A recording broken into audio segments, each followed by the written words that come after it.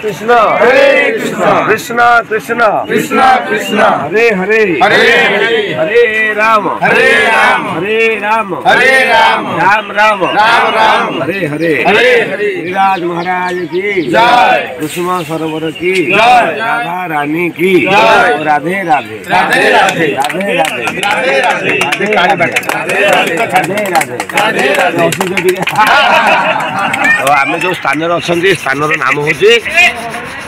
कुसुम सरोवर आम बर्तमान गोवर्धन परिक्रमा कर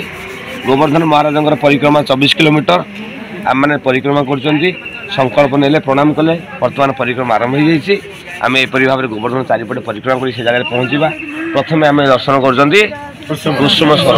सरोवर माने कुसुम माने कौन फूल सरोवर माने पोखरी तेणु ये जो पोखरी होती फूलर पोखरी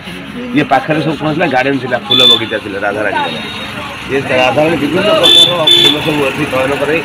भगवान कौन करते फूल गुथुले माल गुथुले भगवान को प्रदान करते बुझिपारे तेणु यार ना हूँ कौन कुसुम सरोवर भगवान अति प्रिय स्थान राधारानी प्रिय स्थान कहीं एठू जिते सब फूल सब प्रडक्शन हुए आ से फूल कौटी लगे राधारानी भगवान पाखे लगे राधारानी पाखे नुह भगवान पाखे लगे भगवान माला दिखती एवं विभिन्न प्रकार लीला सब कर बुझिपारे हरे कृष्ण कुसुम सरोवर की जय।